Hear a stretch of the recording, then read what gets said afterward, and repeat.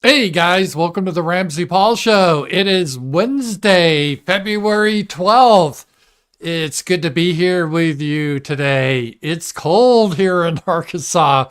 I thought we'd get some snow last night, but it was just really, really cold rain and supposed to stay cold for the next week or so. Damn you, global warming advocates. I blame them. I think we should arrest them. They made the weather cold. We need to release carbon. It's too damn cold. I guess they're having snow in Washington, D.C. Couldn't it happen to a bunch of nicer people? So I don't mind snow. It's actually quite beautiful. I just hate driving in it.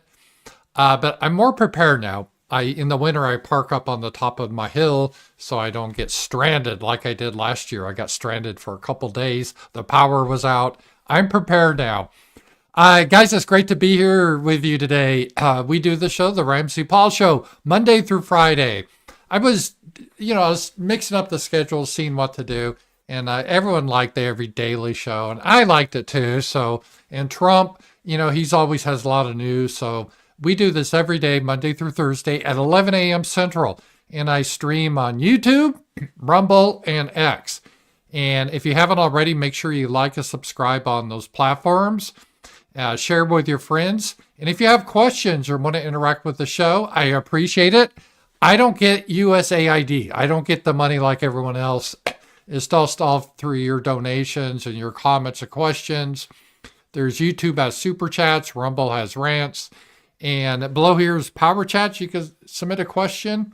You can use Powerchats day or night. I know a lot of people watch the show later in the day. I appreciate that. If you have a question or comment, you can use that. I will get it first thing in the morning. And Stream Elements, they have a tip feature similar to Powerchats. Remember, no tax on tips. I hope that comes to happen. Currently, I have to pay taxes on tips, but I appreciate that if you could help support the show. And then on Fridays, we have an evening show at 8 p.m. Central, and that's a call-in show. People can call in with comments or questions. And on Tuesdays, if you're part of my Substack, I almost said Gumroad. I'm migrating off Gumroad. Gumroad's had some technical difficulties, just not with me. They've had it with other people. So I'm now on Substack is my main one. Let me just see here. Here we go.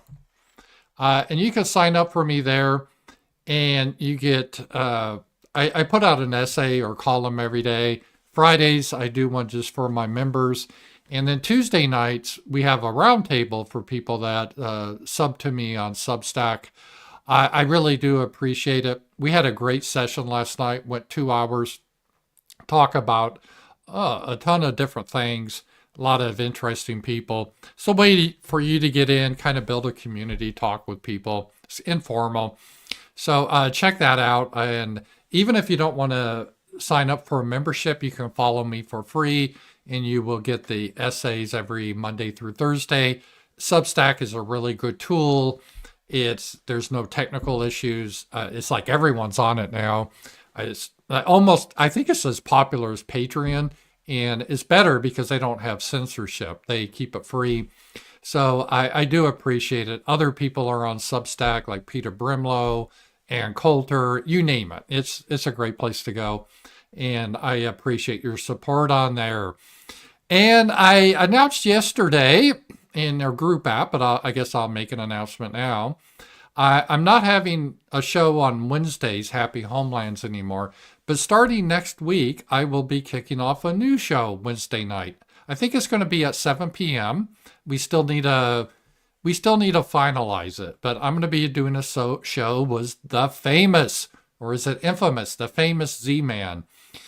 We get together really quite well. I met him at American Renaissance. We just talk forever. I think we have a lot of good chemistry and how we look at things. So that will be not this Wednesday, but the next Wednesday we'll kick off our first show. I'm not sure what to call it. I was thinking of calling it the Ram and Z show. Get it? Ram Z, and also because he's Z. I don't know. Maybe that's corny. But if you have any other ideas, let me know. Maybe I'll just call it Happy Homelands, but we'll figure out something. But be sure to check in for that. Z-Man's one of the few guys. I read his column every day, and I listen to his podcast every Friday. And I encourage you guys to do the same. He's always got great material. So, yeah, there's going to be a lot of content. And then there's Sasha and me. We have our Night Owls, and we did that on Sunday night. Once Sasha moves in, we'll probably get on a regular schedule. But that's our show where we just do, cultural items and stuff. It's a lot of fun. And so go ahead and check with that. All right. I think we'll get into some of the major news. There's a lot of stuff going in. And I wrote about this today on my Substack. I think Trump is having his Andrew Jackson moment. Andrew Jackson is the president that Trump admires. He has his portrait in his Oval Office. And Andrew Jackson, he was famous. The Supreme Court gave an order, and Andrew Jackson said, well, okay, if you can enforce it, you enforce it. I'm not going to enforce it.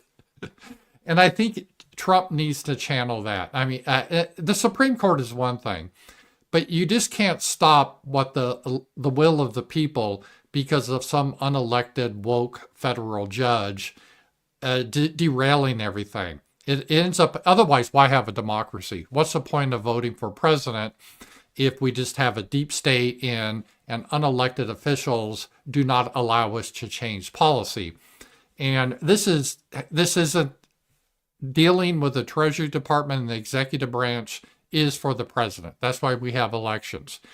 And if the judge doesn't like that, Donald Trump's policies, his job is to quit as being a judge, and he can run for president. It's not to try to act like president. That's he's overstepping his bounds. And we've seen this a lot. And this is there's many heads to the deep state or the liberal or woke hydra that's been attacking us. And one, as we're seeing, the NGOs that were funded by taxpayer money, specifically USAID. And Elon Musk and Trump, they've been really attacking that. And these deep state people, they've been squealing like pigs. And they've been squealing like pigs because this is where they got their income. This is how they got all their money, where they could do their subversion. If we cut the funding off, they're kind of screwed because they can't really raise money on their own because no one likes their causes. So they want to forcibly take money from us to spend on their woke ideas. And the other issue is the federal corrupt judges that derail the will of the people. And that happened in California. I think it was Proposition 187 in California in the 90s. I know we always talk about California being a deep blue state and shit libs, but they actually, for a long time, they had a big conservative element. California voted Republican many times. Ronald Reagan came from California. I think Richard Nixon did. Orange County, California, that was considered kind of like the base of operations for the conservatives and the Republican Party. Then they started to have a mass invasion of Mexicans, and the California citizens said, hey, we got to stop this. And they passed the democracy, right? You want democracy. People voted, Proposition 187. We don't want to give any taxpayer funds to illegals. That was the will of the people because that just encourages them to come over. Well, some federal judge struck that down.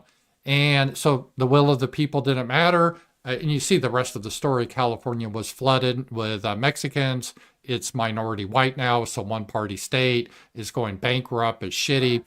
And they have nice weather, but it's a shitty political state. And that was because of a federal judge. We cannot allow that to happen. This is a defining moment for Trump. As Trump said on Air Force One, if he can't set the policy direction of the United States, then why do we don't really have a government. At that point, we're just under occupational government by unelected officials. That's all we are. We're not a democracy. So this is a key avenue. And I would highly encourage Trump and his team to say, well, we're not going to follow your order. It's not constitutional. If you have a problem with it, then you take it to the Supreme Court. We're not even going to bother with it. We're going to continue going forward. We are the executive branch. We have the right to deal with the executive branch items. And the stuff the judge said, the hearing was held in secret, is one of these kangaroo courts. The Trump administration didn't even have their lawyers there. It looks like the judge has compromised himself. His wife was getting funding from USAID, extremely corrupt people.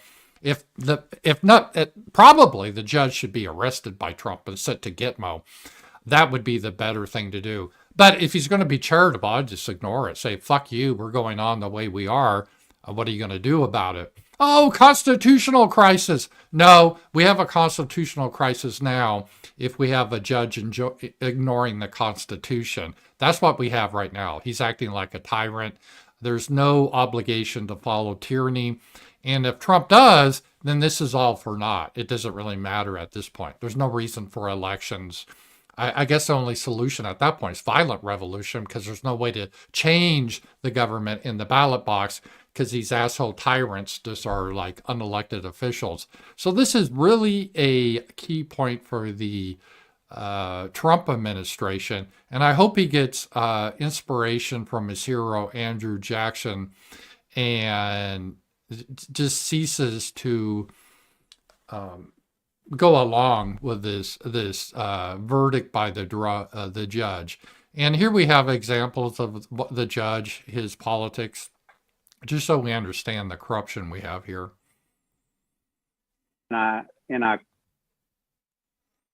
this is a judge here. Here he is. So, what's happened over the last 4 years or so, and at other times in our country's history, going back to the Civil War and Reconstruction and Jim Crow laws, the civil rights, and during the last 4 years, is that the values that we live by, the constitutional values that form the basis of our country, have been tested, and our institutions have been tested in ways that I don't think a lot of folks thought would survive.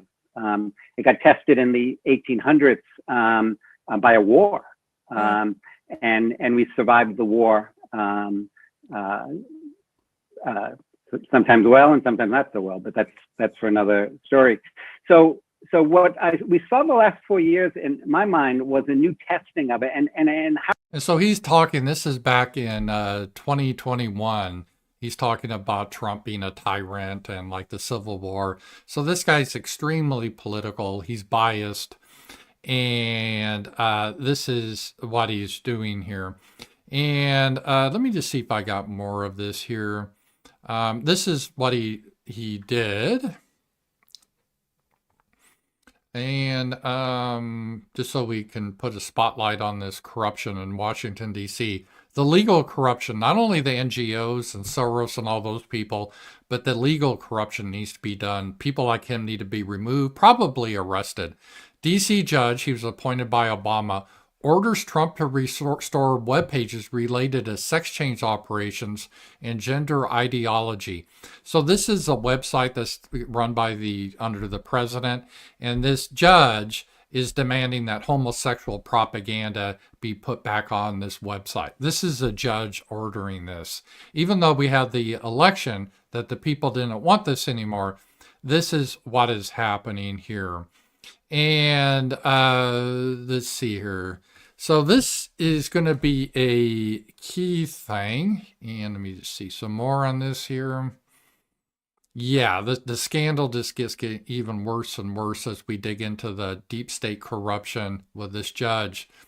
USAID, the swamp is deep. One of the activist judges blocking Trump's agenda, Judge John Bates, is married to the founder of a USAID-funded NGO. So these NGOs are pretty corrupt. They get taxpayer monies and they do woke activism with it. Carol Rees is a Democrat lawyer who started Hope for Children in Ethiopia, a longtime USAID grant recipient.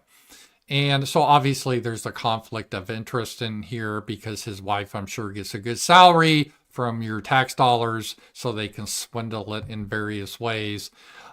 This needs to be, we need to stop this immediately. And so this is just looking at some of the corruption of the judges we have here.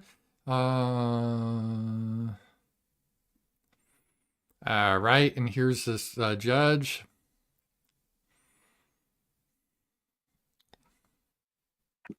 Government actions when you're sentencing someone, when we talk about sentencing, that you have to take a moment and realize that this, middle-class white male privileged person needs to understand the human being that comes before us, that may be a woman and may be black, may be transgender, may be poor, may be rich, may be whatever, may have experiences that aren't yours, and you have to walk in their shoes and understand that the law applies to them where they are.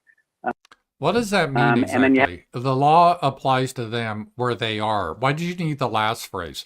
No, sir. The law is supposed to apply to everyone equally, not where they are.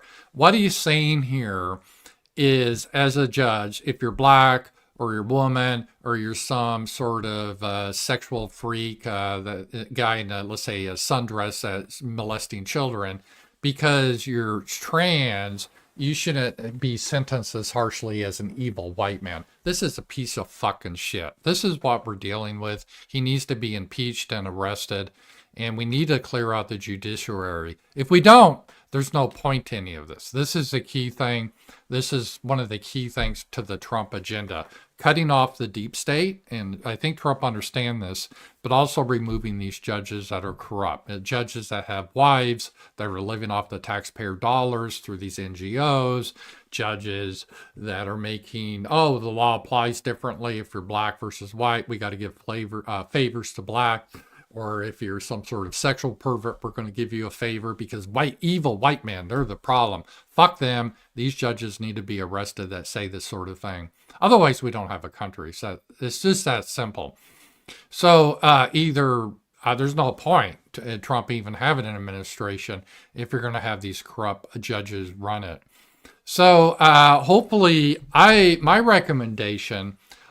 They appealed a ruling and one of the district courts rejected it. What they need to do, they're probably going to try to take it to the Supreme Court. But if I was Trump, I'll say until it gets to the Supreme Court, because I think the Supreme Court will rule in Trump's favor. The executive does have the right to run the executive branch. That's why we have elections. And until then, I'm assuming that your ruling's invalid. I'm not going to fuck you. What are you going to do about it? That's what needs to happen. Otherwise, there's really no point to any of this, where we've already lost as a nation. So this is a key point to stop these activist judges, and hopefully Trump will have the balls to do that. And it's going to require that, because California didn't do that. They didn't stand up to these corrupt judges, and they lost their state permanently. We don't want to lose our country to these tyrants, and we need people to stand up for this. So this is going to be a big thing for the Trump administration going forward, and hopefully we'll be able to get some victories here. It's going to be tough, though, fighting this, because they've really packed the course with these corrupt judges, and it's going to be difficult to kind of weed them all out. But we need a man who's up to the task. And if any man's up to the task, it's not going to be like a George Bush or a Mitt Romney. It would have to be a Donald Trump. So hopefully he can help us in that area. All right, a couple other things that happened here. Just before they got the data, and this was for January, the inflation rises to 3% above expectations of 2.9%. So inflation is hotter than they thought. I always thought they were hiding it anyway. And just so you know, most of January, Biden was president. So this is under Biden. They were covering for Biden all as best they could. And now that he's out, they're not. But to blame this on Trump, you really can't, because Biden was president for the first 20 days of January. So Biden left a huge mess. As we know, there's a lot of inflation. They've been trying to hide it, the Democrats and the media. Now they won't, because Trump's president. But this is confirmation that inflation was actually worse than the official statistics were telling us. As we see, the corruption is so deep in the United States government. It's everywhere. It's hard to know what to trust and what is fake. So we'll have to look at the economy. And inflation's not good because it's harder for them to lower the interest rates in. The Federal Reserve will probably keep the interest rates high to try to fight inflation, and then that hurts the economy. And I know President Trump wants the Federal Reserve to cut rates because if you cut the interest rates, that tends to boom the stock market. And I think that's what Trump wants. All right, some more of the corruption of the previous administration and the courts are coming out now. Breaking, the emails further confirm that the classified documents case against President Trump, that was the case where they raided his home in Florida, went through Melania Trump's underwear drawer. Remember that? The FBI agents acting like the usual stormtroopers that they are. This was done by Biden's instruction, and it was corrupt beforehand. It was purely politically motivated. It's been dismissed since then, but that's where Trump had documents that were supposedly classified, just like Biden did in his garage with his Corvette, but they decided not to pursue it with Biden because the prosecutor said that Biden was senile and couldn't understand things. Hillary did the same thing. She wasn't even president. So this is extremely corrupt.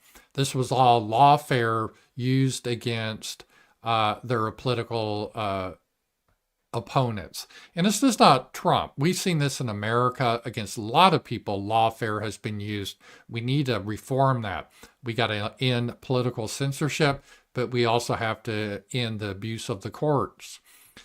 Peter Brimlow and VDare, they were basically put out of business for doing nothing wrong.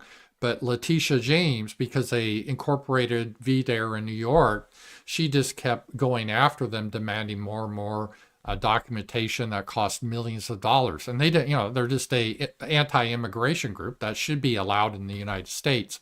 But this is how the government does things because they have an unlimited amount of money, your tax dollars, that they can spend on lawyers, and they know you don't.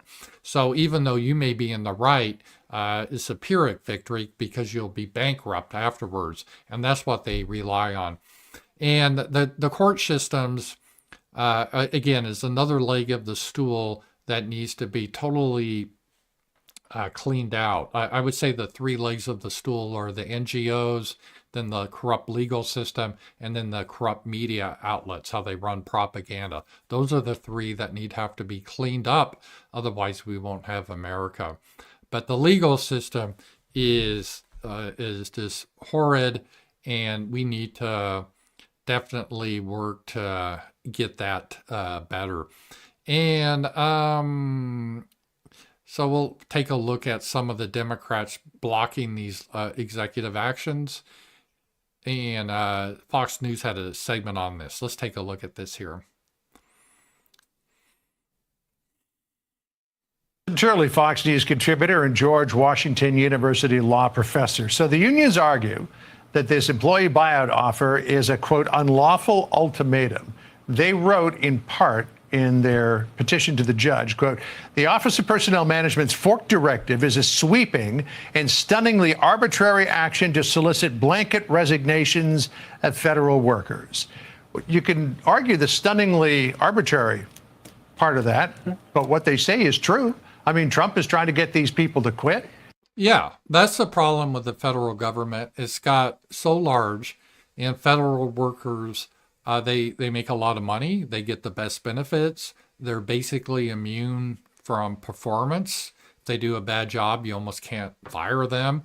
They're disproportionately black and female. They've had a huge affirmative action in DEI. It's basically the federal government became a jobs program for minorities. That's like if you go into Fayetteville, the post office here, even though Fayetteville is still like 90% white, you go in the post office, it's all blacks working there. There's a reason for that. He wanted 100,000 of them to resign. Some 65,000 have done so. The question is, does he have the legal ability to do it?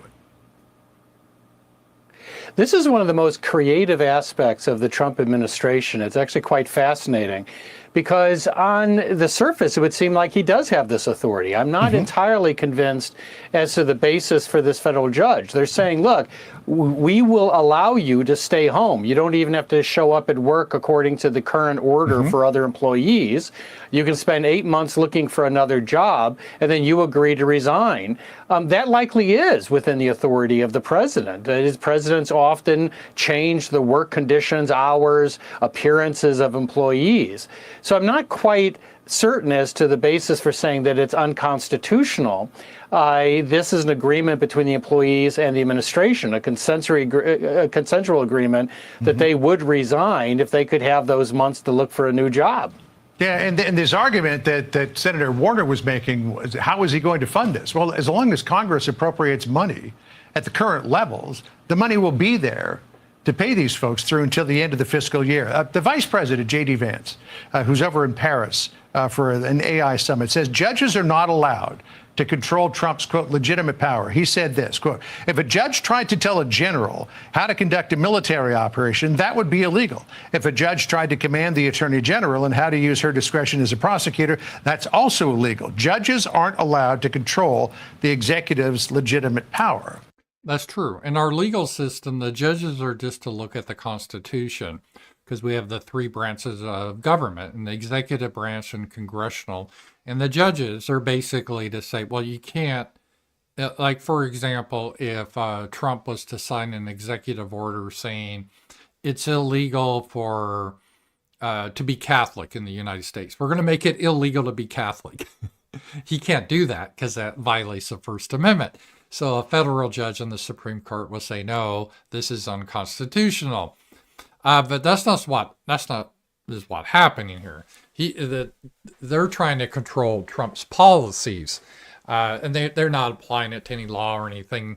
They're just rogue. They're just political commissars is all they are. They don't really care about the law. And as such, we shouldn't be beholden to these crooks. Simple as. Just like, fuck off, we don't care about your ruling. Like, if I made a ruling, everyone like, well, who gives a shit what you say? I mean, you're just a guy on YouTube. And it should be the same way for a federal judge. It's like, you don't get to decide what happens in the executive office. You don't get to decide, oh no, we got to put transgender propaganda on government websites. That's not your function. That wasn't in the fucking Constitution, that you have a right to put transgender propaganda on a government website. So I agree wholeheartedly with J.D. Vance. Thank God Trump has J.D. Vance. I think J.D. Vance is smarter than Trump. Although Trump's not dumb, but J.D. Vance is younger. He understands the environment, so does Elon Musk. And hopefully they will have a plan of how to deal with these corrupt judges. Otherwise, again, it'll end up like California did, where the will of the people don't really matter. Now, you can say that, but at the same time, there were plenty of executive orders that Biden was trying to get through. They got blocked by judges as well. So what's the difference here?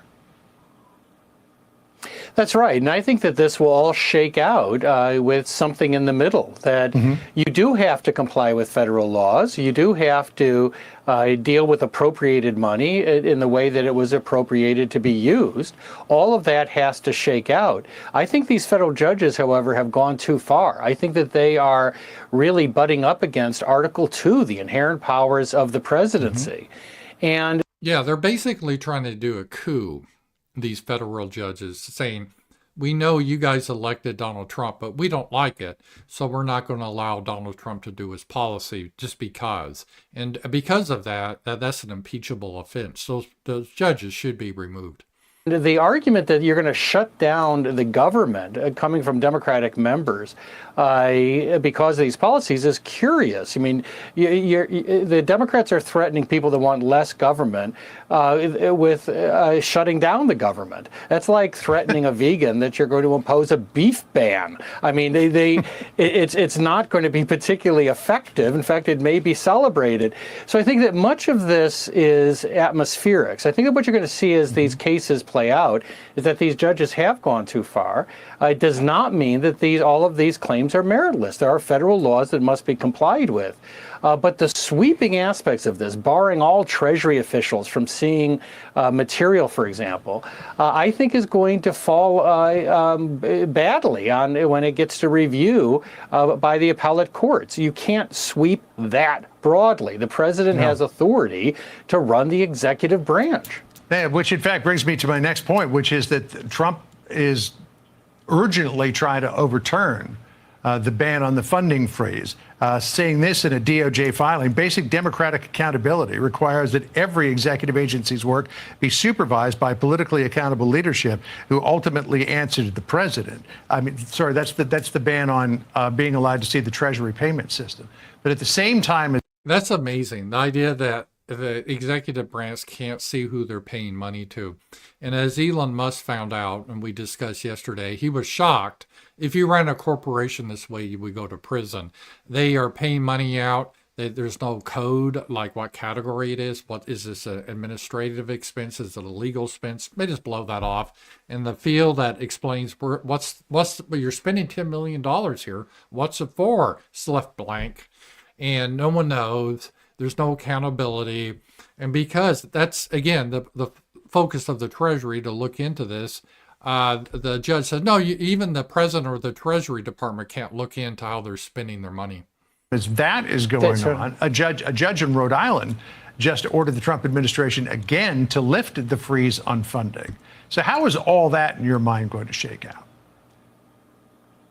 Well, once again, I don't see the way that a federal judge under Article 3 can limit Article 2 powers to this extent. A president is allowed to conduct an audit when he comes into office. He is allowed to slow down payments while he reviews them. It's well known that all administrations, including the Biden administration, often force through a lot of spending efforts right before they leave office. A new president's allowed to examine all of that. Now, does that mean that they can cut off funds that are appropriated for their specific purposes? No, it doesn't. But they are allowed to look at how they're being spent. That is the discretion afforded to a president. So I think once again it's going to shake out. But this federal judge went pretty far. Now, this is a temporary injunction. So presumably the Department of Justice is going to come in and say, look, he's allowed to do this. This is how we're going to proceed.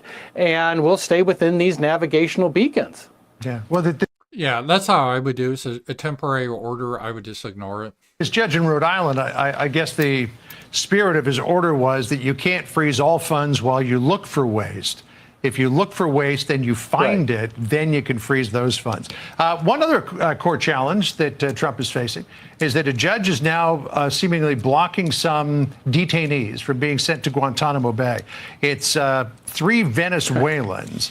And this judge said, quote, the mere uncertainty that the government has created surrounding the availability of legal process and counsel access at Gitmo is sufficient to authorize the modest injunction.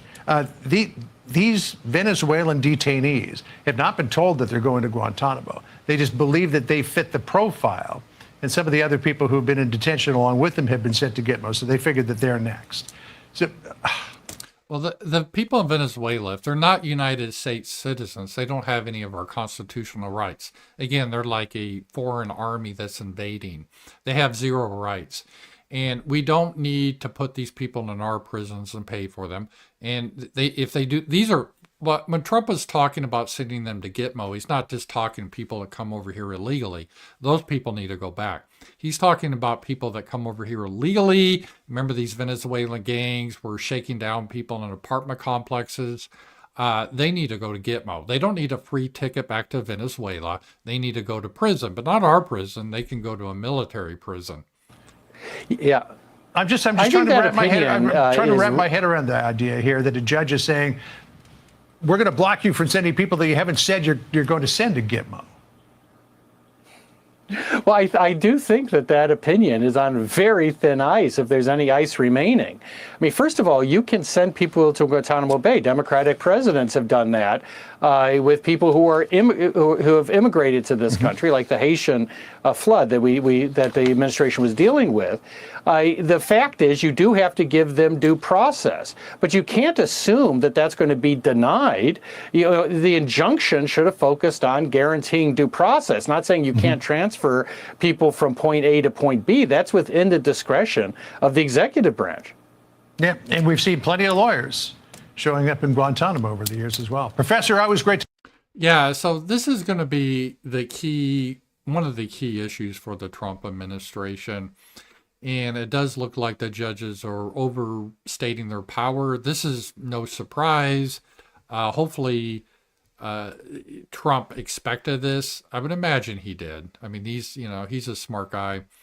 And hopefully they have a strategy to deal with this. So let's see here. And thank you all for attending. If you have any questions or comments, remember the Super Chats.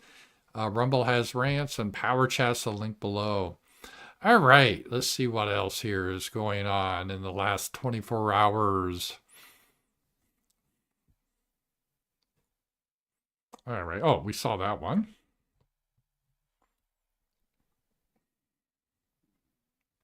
Some of the stuff that is going really quick, and we're seeing even corporations are following the example of the president, and this is very good news. Google Calendar has removed key cultural events from their site. Pride Month, I think that's for homosexuals. Black History Month, Holocaust Remembrance Day, Jewish Heritage, Hispanic Heritage, and Indigenous People Month, whatever that means. I guess that means Indians or something. Yeah, so you either unite. Trump is a civic nationalist. So if you're going to have a country, despite your differences, you either have to unite. Otherwise, you're going to fragment. And notice they wouldn't allow like White Pride Month or White History Month. That'd be Nazism.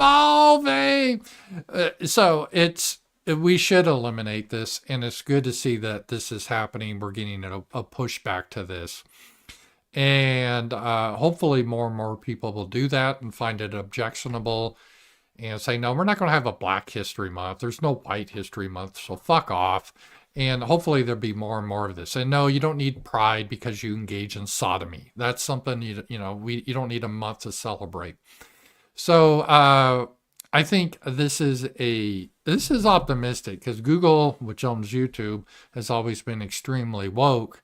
So that is a good news that we're seeing with some of the corporations tend to follow what the government's doing or what the culture's doing, and we're starting to see a change in this.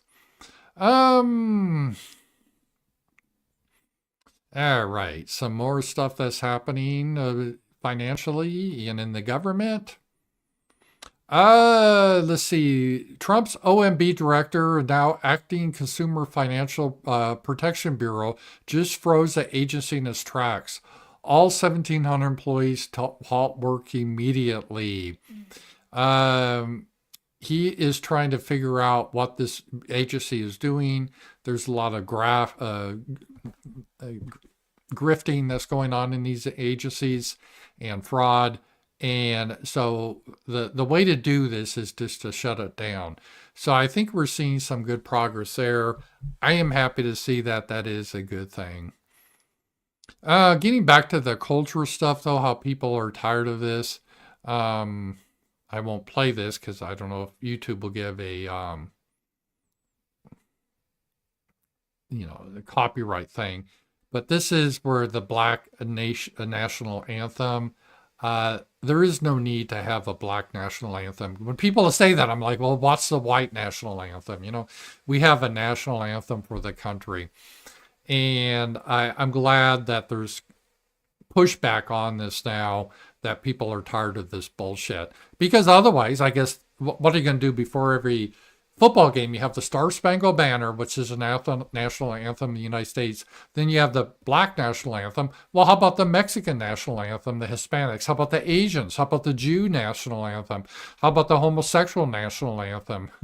Is that YMCA? I don't know. See, it just ends up, it just forever. And let's get the white national anthem.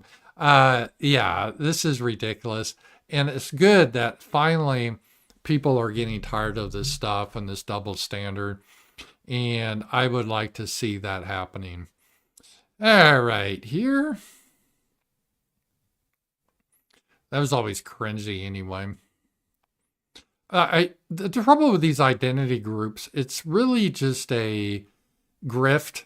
And it's always this, oh, look at us, we're such poor victims, yet we're so strong and empowered. It's just like, ugh, I just hate the whole concept of it. All right, some of the question on X, should we ban porn on X? I would say yes, ban porn on X. That's not free speech. I saw Kanye West before he was flipping out about the Jews and how Jesus was a psyop by the Jews. Then he started posting interracial porn. Yeah, this is the guy we want to follow. We don't need to see that. There's plenty of porn sites. We don't need to have that on X. And I would like to see that eliminated 100%. So it's just Twitter or X should be a site to discuss openly political, historical, social issues. We don't need e-thoughts on there showing their tits or hardcore porn. So hopefully that will happen. I do support banning that. All right, Trump talking about some of the federal workers and the whole work for home bit. Let's take a look here.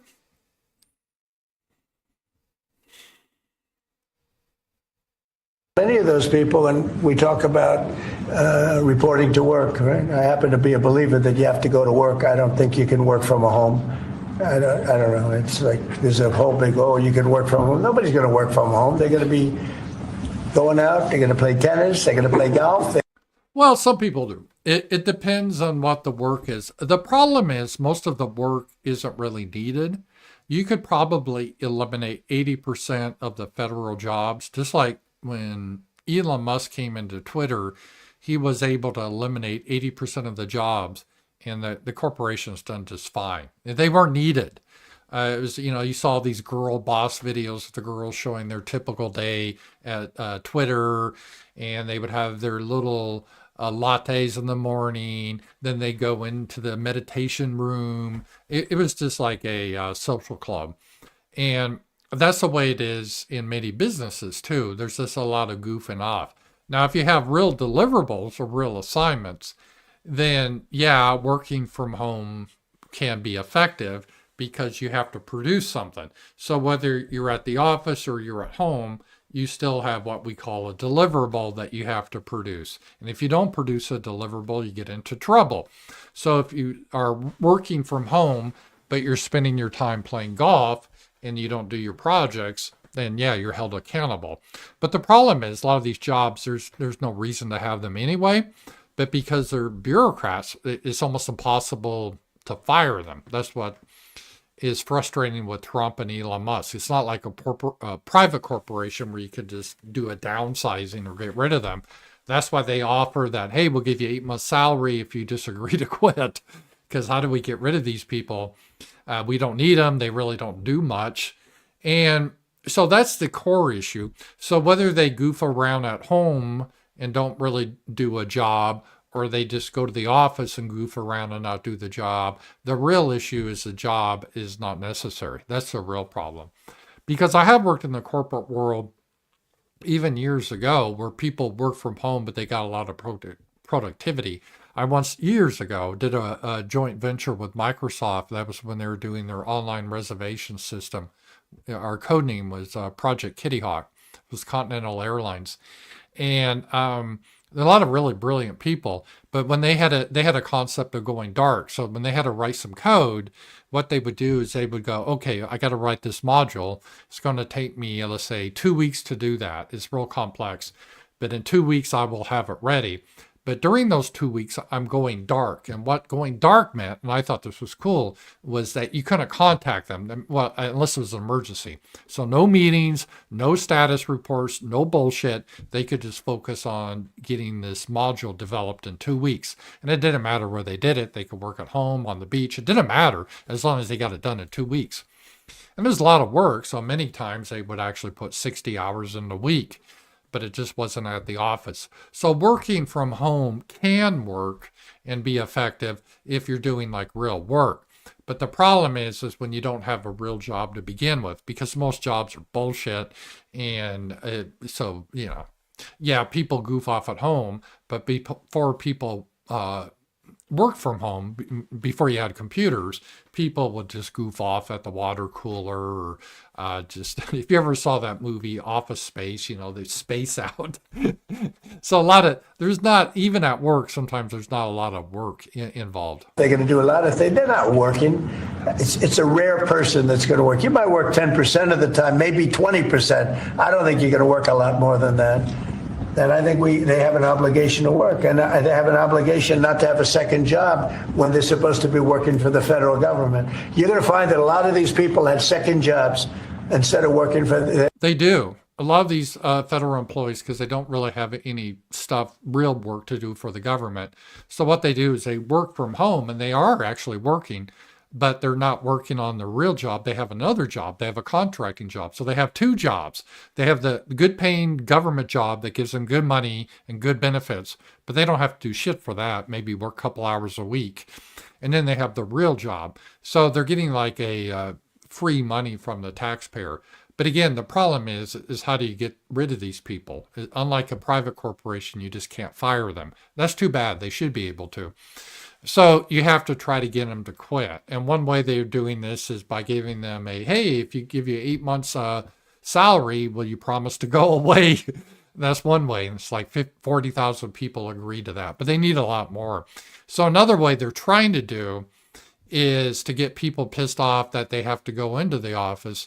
And a lot of these people that have other jobs secretly on the side, they're hoping they will quit the government job and just keep their other job.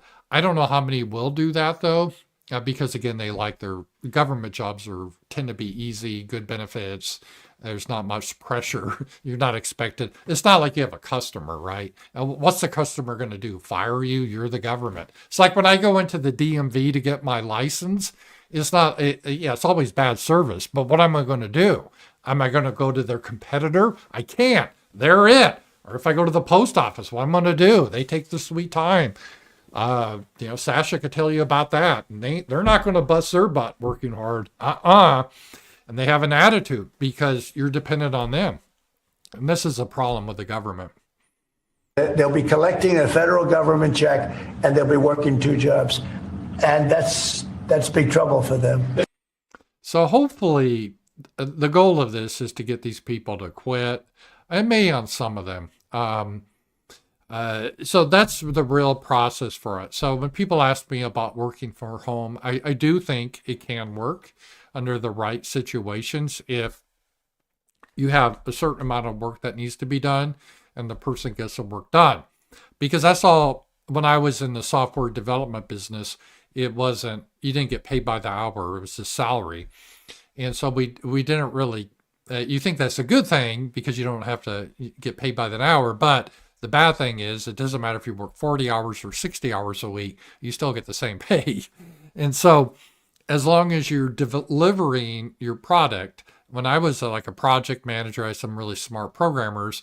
I had one guy who was just brilliant, and his productivity was probably 3 times anyone else. Young guy too. It was one of these, kind of reminds me of these young Doge guys. He was in his early 20s at the time. This was years ago, but he, for the most part, he just kind of goofed around, but I didn't really care because when he got serious to code, he just outperformed everyone and could get stuff done, really quality product quicker than everyone else.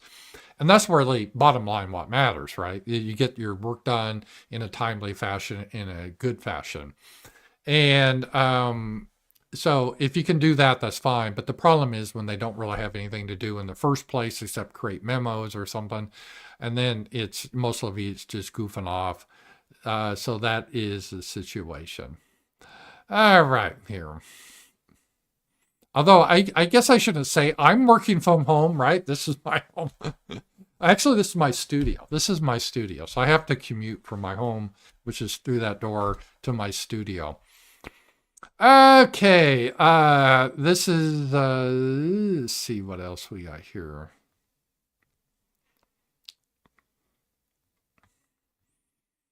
Secretary of Defense, effective immediately, all new accessions for individuals with a history of gender dysphoria. These are like men that think they're women, or it could be the reverse. and all unscheduled or scheduled planned medical procedures associated with affirming or facilitating a gender transition are paused. This is good news. There was a lot of guys in the military that joined the military because they would get a free sex change operation based on your dime. That's why they joined. We should not be, I don't even think the process should be illegal. It should not be legal for anyone, but definitely not for children. And we definitely do not need our taxpayer dollars to perform sex changes. People with this mental illness, they should not be in the military in the first place. But I would ban the practice, period. I would ban sex changes 100% in the United States, no matter your age. But definitely we should not be paying for it in the soldiers, and people that have this mental condition, they do not need to be in the military. And I think that is a good thing. So again, nature is healing. We're finally healing and getting some better stuff here. And again, thank you guys all for being here. We do the show. Welcome to the Ramsey-Paul Show. We do this Monday through Thursday at 11. And at Friday, we do this at 8 p.m. And remember, if you have questions or comments, please do a super chat or a rant, your power chat. I do appreciate it. All right. Let's see here. Let's take a look. Elon Musk, he's been going pretty good. Some of this stuff is really amazing. Here we go. It's almost hard to believe. At first I thought, well, someone must be trolling Elon.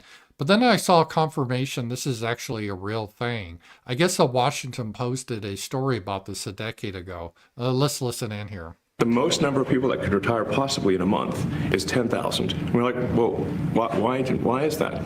Well, because all the retirement paperwork is manual on paper. It's manually calculated, then written down on a piece of paper.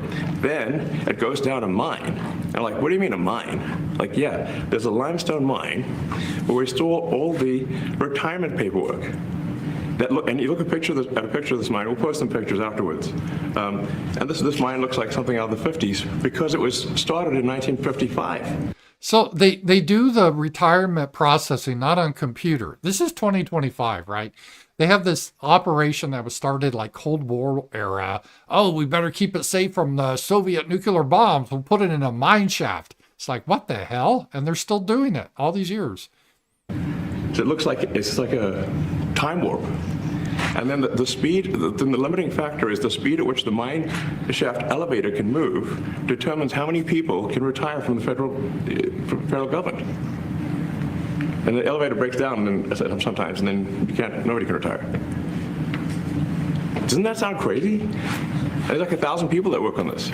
So I think if we take those people and say, like, you know what, instead of working in a mine shaft and carrying manila envelopes to, boxes in a mine shaft, you could do practically anything else, and you would add to the goods and services of the United States in a more useful way.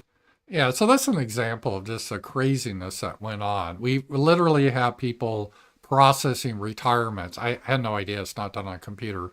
It's done by hand in some sort of mine. Like you're a goblin or something, you have to go in a mine and work. And they have over 700 workers underground, and they can only do 10,000 retirements a month because that's as fast as the mine elevator will go down. It's just so crazy. It's just the whole thing is nuts. And then Elon Musk brought up something else. This was kind of funny. Let me just bring this up here. Let's see here.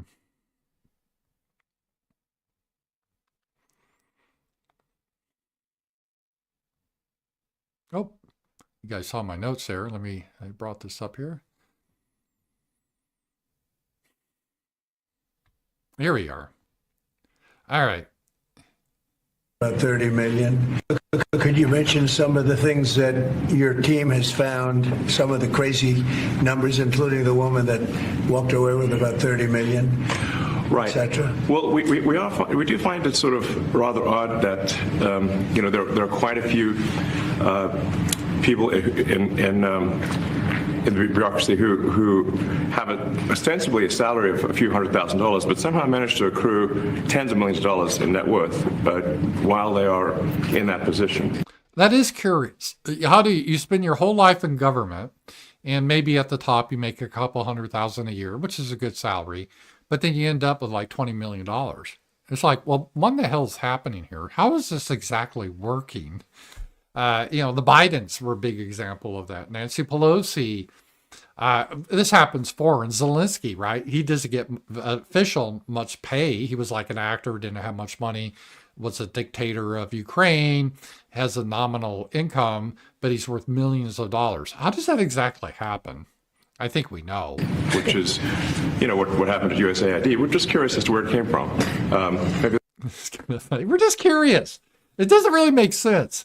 This would be like if the government was looking at you, and let's say you make $100,000 a year, and you're buying new homes, you're buying a couple new Lamborghinis, and you're buying all the shit, and the government's like, well, this is weird. You make $150,000 a year, and you bought 2 new Lamborghinis. You bought a new vacation home in Aspen with cash, and you're taking these first-class trips all around the world. Oh, and you bought a new yacht, and you make $150,000 a year. I'm just curious, how is that working? they're very good at investing, in which case we should take their investment advice, perhaps. But just there seems to be mysteriously they get wealthy. We don't know why. Where do they come from? And I think the reality is that they're getting wealthy at the taxpayer expense. That's the honest truth of it. So, we're looking at,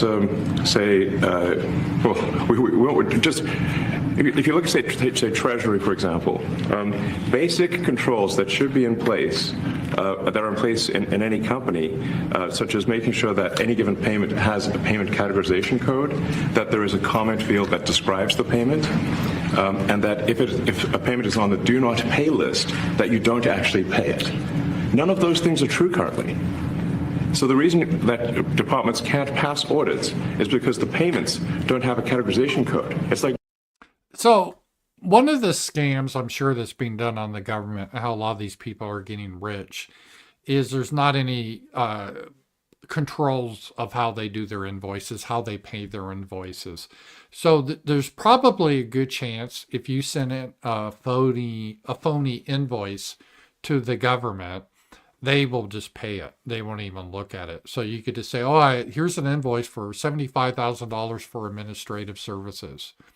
And instead of someone looking at this says, who authorizes? Where did we pay $75,000 for administrative services, or say janitorial services? You could send in an invoice like, here's a bill for $75,000 for providing janitorial services. And there's no one there, it seems like, to look at this and say, well, wait a minute, is this a valid bill? Who is this person? What is this? It's just a big bureaucracy and they pay it looks like. And so a lot of people have learned that. And so they're getting rich of sending in fake invoices. By the way, this happens in corporate America. Z-Man he tweeted about this. This happened to him. Someone sent him a fake invoice. Well, even you, individuals, sometimes will get that as spam. Indians, they love to do scams like this. They'll send you you got your, I got it, for example, somehow they got my phone number. And they said, you got to pay your toll that you owe, otherwise we're going to take your license. And I'm like, well, wait a minute, I thought I'm all paid up on my tolls. And it turned out it was just a scam. They're hoping you don't know that. You go to a fake website, pay your toll, but it's not an official toll. It's just some Indian scammer, right? Because we love diversity. But there's a lot of people that run this scam. And the government, they have absolutely no controls, at least from what Elon Musk has seen so far, in especially USAID. These are just basic accounting procedures. Again, if you were a chief financial officer of, let's say, IBM, and they looked at your books and they're like, well, wait a minute, what's all this money going for? I see all these millions of dollars you're spending. What are you spending this on? What's the categorization? Is this administrative expense? Is this salary? Is this legal? Is it advertising? There's no code here. You're like, yeah, no code. And there's a comment field that you're supposed to say what this, you spend $10 million. Well, what on? No, none of your business. We just spend it. That's how the government's operating. Just a massive number of blank checks just flying out the building. So you can't reconcile blank checks. You've got comment fields that are also blank, so you don't know why the payment was made. And then we've got this truly absurd, a do not pay list, which can take up to a year for an organization to get on a do not pay list. And this, we're talking about terrorist organizations, we're talking about known fraudsters, known aspects of waste, known things that do not match any congressional appropriation. It can take up to a year to get on the list, and even once on the list is not used. It's mind-blowing. So what we're talking about here, we're really just talking about adding common sense controls that should be present, that haven't been present. So you say, like, well, how could such a thing arise? That seems crazy. When you understand that really everything is geared towards complaint minimization, so then you understand the motivations. So if people receive money, they don't complain, obviously. But if people don't receive money, they do complain. And the fraudsters complain the loudest and the fastest. So. Well, and this is the problem you have in general with government if you don't have good controls over government. And this is what has happened. It's probably state governments everywhere. And there's fraud in corporations too. But the good thing about capitalism, and there's issues with capitalism. I believe capitalism needs to be controlled, make sure it's in the interest of the people. Just as a disclaimer, you don't want to dump your pollution in a lake. But the thing with capitalism is eventually the market puts pressure on you. So if you're a big corporation and you're just writing blank checks with no controls, eventually you're going to go out of business because you will have a competitor that will check their finances. They won't write blank checks. And so they will have a lower cost and they will be able to lower their costs that they sell their product or service because they don't have all the waste. That's what keeps private corporations in check. You got to, if you have like a small, let's say, restaurant, you're running on a small margin. You really got to look at your expenses. You just can't have blank checks going out for expenditures. You have no idea what it is. But if it's a government, you don't give a fuck. You're the government. There's no competitor. And if you work for the government, why do you give a fuck? You get paid the same no matter what. So yeah, it's just easier. It's less of a hassle. Oh, I got an invoice. I'll just pay it, whatever.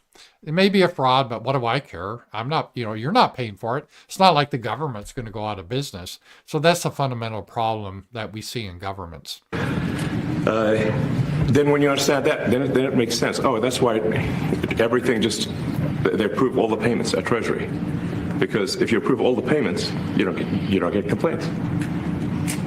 But now we're saying that, no, actually, we are going to complain. If money is spent badly, if your taxpayer dollars are not spent in a sensible and frugal manner, then that's not okay. Your tax dollars need to be spent wisely on things that matter to the people. I mean, these things, it's just common sense. It's not draconian or radical. I think it's really just saying, let's look at each of these expenditures and say, is this actually in the best interest of the people? And if it is, it's approved. If it's not, we should think about it. So, there's crazy things like just cursory examination of Social Security, and we've got people in there that are 150 years old.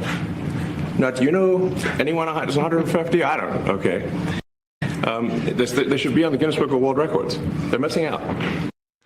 Yeah, so you got these obviously dead people getting Social Security checks. So they die, and obviously they're not getting, the check is still being cut to someone that's 150 years old. They've been dead for probably 60 years, and their relatives are getting the check. It's fraud. And there's no way, there's ways to check this with software and everything else, just basic standard accounting processes that the government just isn't doing. And the question is how much of this fraud is going on? I mean, we always knew there's a lot of waste and fraud, but I think it's even greater than I realized. And it's really amazing. And I hope Elon Musk really looks into how these people got very wealthy while working at the government. Yeah, maybe it's legit. Like you said, maybe they just were great investors or something. And cool for that. But It's looking pretty suspicious, that's for sure. All right, let's see here. Let's see. Kanye, we'll talk about him. He had another meltdown.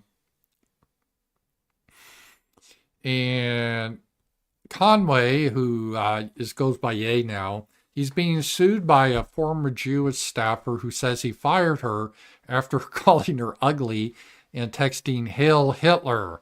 The lawsuit includes messages he wrote, "I am a Nazi and welcome to the first day of working for Hitler." She claims that he went on a group chat tirade in 2024 comparing himself to Hitler, insulting her, later texting, "Come destroy me, bitch," before firing her the next day. The suit alleged gender and religious discrimination. And I've always told, remember when Kanye and America First was supporting this guy, this black guy, he was just brilliant. He's a genius. I'm like, really? He hides it from me. I just don't see it. But this is just simple things. You can't do this. Obviously, he's going to be sued. And if he texted this, they have proof, he's going to lose. It's just craziness, this crazy shit. Literally crazy. He's probably mentally off. And everyone's like, oh, but he's giving people insight into the JQ. No, he isn't. He's just making any criticism now of Israel or the Israeli lobby look like is populated by insane people. I've always said that. That's why I always thought like flat earth was a psyop. So what they do, they pay someone to try to discredit a movement. And they will say something like, yeah, you're right. I think everyone should have the homelands. Even like Germans should be for the German people. Oh, and also I believe the earth is flat. Well, it kind of discredits your whole position then, right? That's when you have these nuts going around just doing shit like this, it doesn't help. It actually hurts your position. So even if that JQ is an important issue for you, Kanye's not helping. He's not educating anyone. He's just making it look batshit insane, and what makes people want to run away from it. It's kind of like for the longest time they kept Jared Taylor off of X because he was the worst nightmare, because he's an educated man from Yale, very articulate. He's not hateful. He's not nutty. He's not crazy. But if they have people that are crazy, stupid, oh, there's a tornado in Texas, it must be because of them. It just discredits the whole thing. So, yeah, that's what we have there. All right. Well, let's turn to quickly immigration here. And thank you guys for being here. I appreciate you watching today. It's always great to do the show.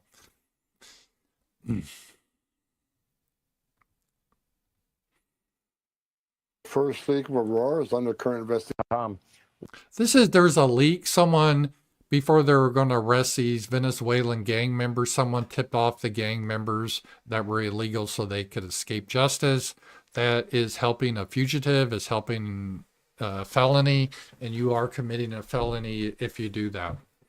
Where are these leaks coming from? Well, look, we think it's coming from inside, and we know the first leak of Aurora is under current investigation. We think we identified that person under investigation right now. The California leak, Secretary Noem, she's correct. Some of the information we're receiving tends to lead toward the FBI.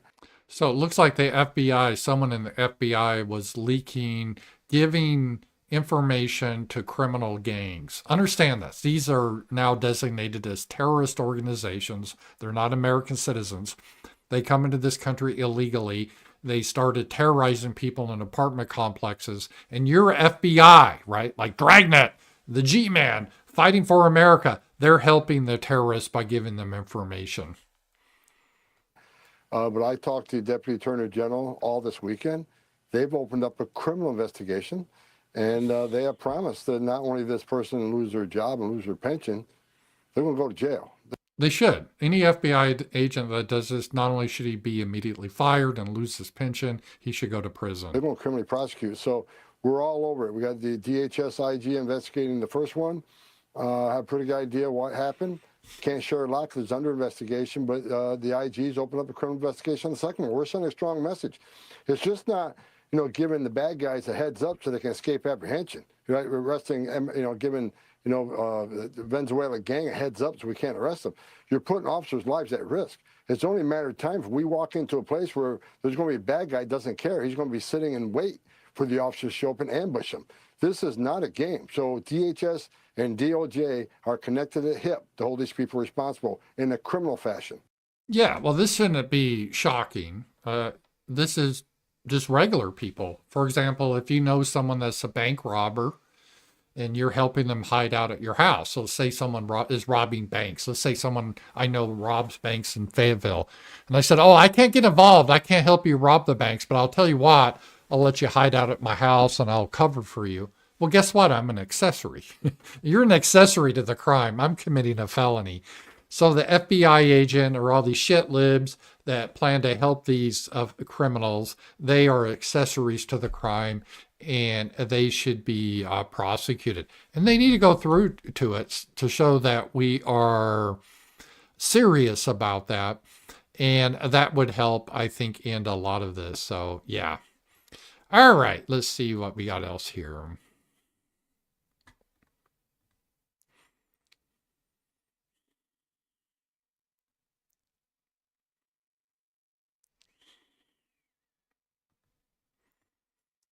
All right, so they told us FEMA had no money for Americans on Maui, no money for Americans in East Palestine, Ohio, no money for Americans in Western North Carolina, but FEMA had $1 billion to spend on illegals. So FEMA, that is supposed to be an emergency disaster relief organization, they've had a couple of scandals. One, they weren't, that black lady, she wouldn't help anyone with a Trump sign in their yard. And she said, hey, it wasn't just me, that was official policy. And it turns out it was. So it was a political organization that wanted to help Republicans in a disaster. And they spent a lot of their money not on Americans recovering from a disaster. They spent it on illegal aliens, people that are breaking the law, to put them up at luxury hotels on your dime. This is what it was.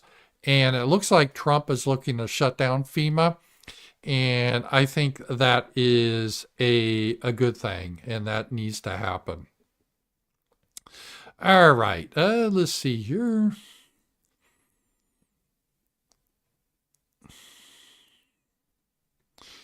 Then we had, let me show this, because I thought the borders are, the Pope, I'm not Catholic, but I guess the Pope got involved with, it's, you got to read the Good Samaritan. We have to keep everyone in America and we can't deport illegals, that.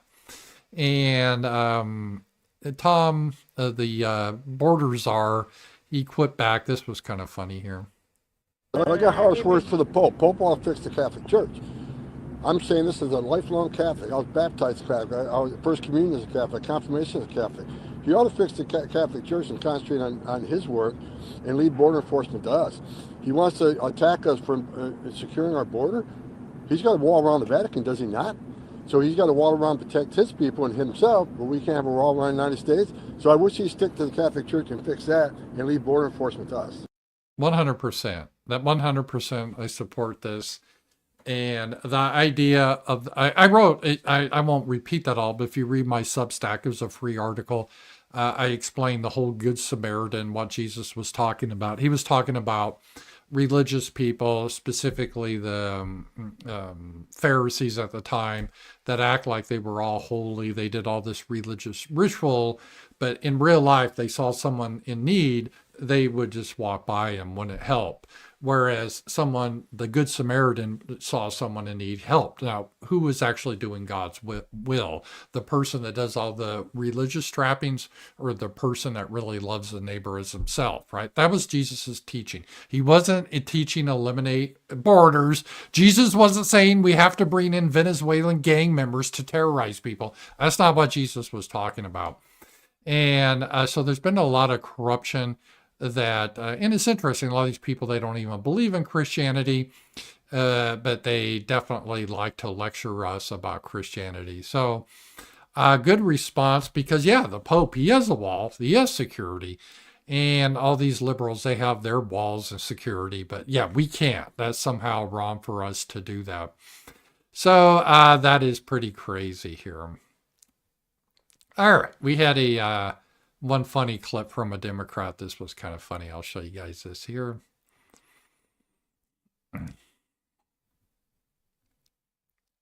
I'll speak on behalf of my... Look, let me tell you something. So this bald black lady. I'll take a bit of a... Let me tell you something. Umbrage here. I'll speak on behalf of my colleagues. I think I can say we are all willing to work with anyone who's serious about doing the work of censoring the American people and advancing progress. But they are not serious. What? She's willing to work with anyone who's going to do the work of censoring American people? Let's listen to this again. Look, let me tell you something. I'll take a bit of umbrage here. I'll speak on behalf of my colleagues. I think I can say we are all willing to work with anyone who's serious about doing the work of censoring the American people and advancing progress. That's right. That's right. We need to censor the American people. That's right. That's right. They are not serious. No, they're not serious about censoring people enough. We got to have progress. The only way we can have progress is by censoring Americans. Yeah, this is how they are. Maybe she's just dumb, because she is dumb, but she's trying to act like, oh, umbrage, I'm so smart. Yeah, she's dumb shit. But so she probably doesn't know what she's saying. But it's just hilarious how they just come out. Yeah, our biggest priority is censoring Americans. Really, really, really crazy. All right, let's see here. Let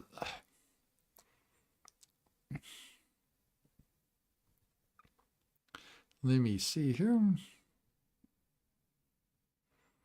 Okay, I think we'll, let's see, wrap up here. And this was kind of cute. I always like the dog show. They had the Westminster dog show. And we have a new winner. This is like the dog show Super Bowl. And it's funny how they take this all serious. Oh, hang on. I got something out of whack here. Here we go. Let me share this again. The Westminster dog show here. Let's watch this here. This is a champion. Great. The Doberman's moving out. The St. Bernard's doing wonderful. 2025 working group winner is a giant schnauzer. Oh, the giant win. Oh, the giant schnauzer won. San Bernard. Oh, look at him. He's so excited he won. 3 straight group wins for Monty.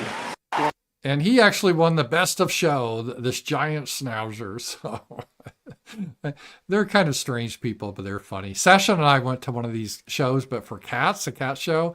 They're an interesting group of people that go there. It's mostly women and gay men. That's kind of what it attracts that. So yeah, pretty wild.